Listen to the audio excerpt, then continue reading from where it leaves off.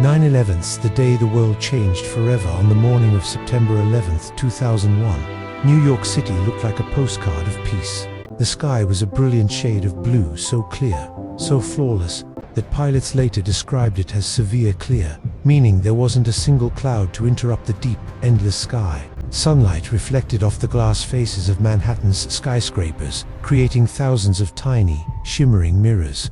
Street vendors set up their carts, office workers rushed through turnstiles, and tourists gathered near the base of the World Trade Center, craning their necks to take photos of the Twin Towers.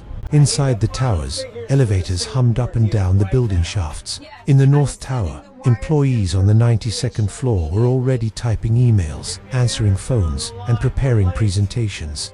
In the South Tower, a conference room was being set up for an early meeting. Across the entire World Trade Center complex, more than 50,000 people were beginning an ordinary Tuesday, one that felt calm, comfortable, and predictable. Across the East Coast, for commercial airplanes prepared for long flights to California, each was fueled heavily for a cross-country journey.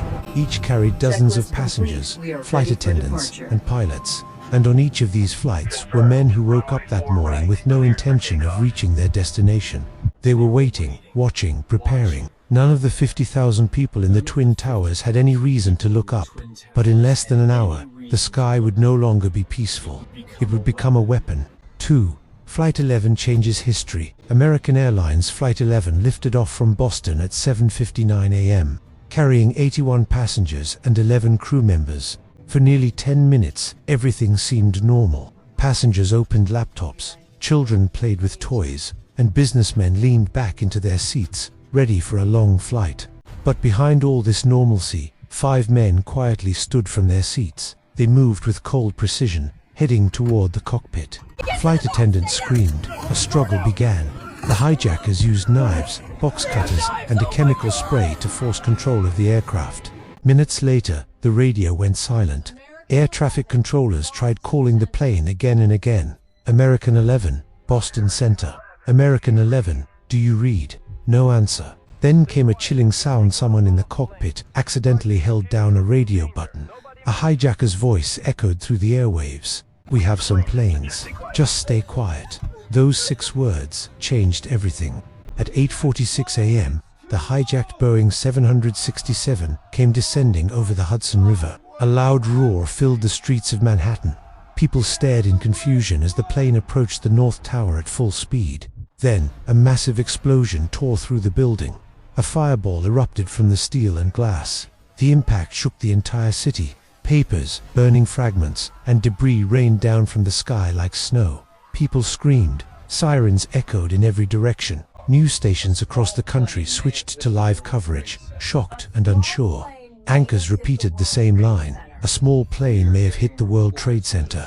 They were wrong, and the world didn't know yet how wrong. The second plane destroys hope at 9:03 a.m. As cameras zoomed in on the burning North Tower, something horrifying entered the frame. The second aircraft, United Airlines Flight 175, appeared low in the sky, descending sharply. It flew between buildings, banking left at the last second, heading straight toward the South Tower. Millions of viewers watched live as the plane sliced into the skyscraper with unimaginable force. A fireball erupted through the building's side. Glass shattered. A huge shockwave traveled through the city. There was no confusion anymore. No accident, no guesswork. This was an attack. News anchors paused in stunned silence. The world suddenly felt heavy, like time itself had frozen. In that single moment, the United States stepped from ordinary life into chaos. People ran through the streets, choking on smoke. Police officers shouted orders. Fire trucks sped toward the burning buildings. Nobody knew how many more planes were in the air. Nobody knew when the next explosion would come. New York was no longer a city. It was a battlefield. The Pentagon under fire while New York drowned in flames. Washington, D.C. faced a horror of its own. American Airlines Flight 77, hijacked and off course, circled the city before turning sharply and diving down toward the nation's military nerve center. At 9:37 a.m., the plane slammed into the Pentagon's western wall with devastating force. A column of thick black smoke rose over the Capitol. Walls collapsed. Fires erupted through corridors. For the first time in modern history, America's most secure military building had been struck. People ran from the structure. Emergency sirens wailed. Panic rippled across government offices. Every major city in the country suddenly felt vulnerable. Nobody knew where the next plane was, but one more was still in the sky heading toward an even deadlier target. Flight 93. The courage of ordinary people. United Airlines Flight 93 had been hijacked minutes after takeoff. The passengers were terrified, held at knife point, forced to the back of the aircraft. But unlike the other flights, they had something precious: time. Through phone calls, they learned the truth. Planes had already hit the World Trade Center. Another had hit the Pentagon. They realized their hijackers planned to crash into a major federal building, likely the White House or the US Capitol. Tears filled their eyes. Panic turned into resolve. A small group gathered near the back of the plane. They made a plan. They knew the risks. They knew the odds. They knew they would probably die. But they refused to let their plane become another weapon. Todd Beamer looked at the others and said the words that became legendary: "Let's roll." The passengers charged forward. A violent struggle erupted. They fought with everything they had. The cockpit door shook under their force. The hijackers lost control. At 10:03 a.m., the plane nosedived into a field in Shanksville, Pennsylvania. 40 passengers and crew died, but they saved thousands in Washington, D.C. They became heroes of the sky. The falling of giants inside the Twin Towers. Heat from the burning jet fuel rose above 1,000 degrees Celsius. Steel beams softened. Floors sagged. Thick smoke poured from shattered windows. People trapped above the impact zones waved shirts, papers, anything they could find, hoping helicopters would rescue them. But the heat was too intense. Flames were too powerful. Firefighters climbed through darkness, carrying nearly 60 kilograms of gear, trying to reach those trapped.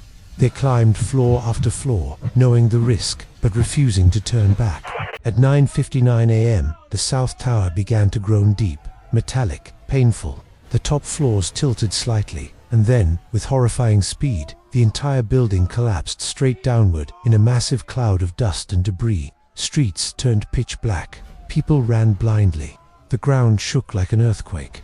29 minutes later, at 10:28 a.m., the North Tower followed. A giant wave of smoke engulfed lower Manhattan. Concrete disintegrated into powder. Cars, buildings, and roads vanished under layers of ash. New York was unrecognizable. A modern city had been reduced to ruins. A nation in SHOCKHONicans everywhere stared at their televisions in disbelief. Airports shut down nationwide. Fighter jets scrambled in the sky. The stock market closed. Schools went into lockdown. Parents rushed to pick up their children. The world had changed in a single morning. Thousands of families searched for loved ones. Hospitals waited for survivors who never came. Posters of missing people, mothers, fathers, firefighters, friends covered walls across Manhattan. Across the world, countries offered support. NATO invoked Article 5, for the first time in history declaring that an attack on the US was an attack on all. The world stood still. The aftermath and the truth. The 9/11's Commission report later revealed everything. 19 hijackers, 4 teams, years of planning, failure in communication between intelligence agencies, missed warnings, ignored signs. Air travel changed forever. Security checks, no-fly lists, intelligence networks, and counter-terrorism units became global priorities. The US declared the war on terror, launching military operations in Afghanistan to dismantle Al-Qaeda. Nothing would ever be the same. The memory that lives on today, the site where the Twin Towers once stood, is a memorial of flowing water and engraved names. Nearly 3,000 lives lost. Visitors speak in quiet voices, overwhelmed by the silence. The Freedom Tower rises proudly beside it, symbolizing strength and survival. 9/11 wasn't just an attack, it was a turning point in history. It changed governments, security, travel, war, politics, and the world's sense of safety. But it also revealed something deeper: courage, unity, and humanity. On that terrible morning, the world fell apart. But in the days that followed, people came together in a way never seen before. And that is why, decades later, we still remember. We must remember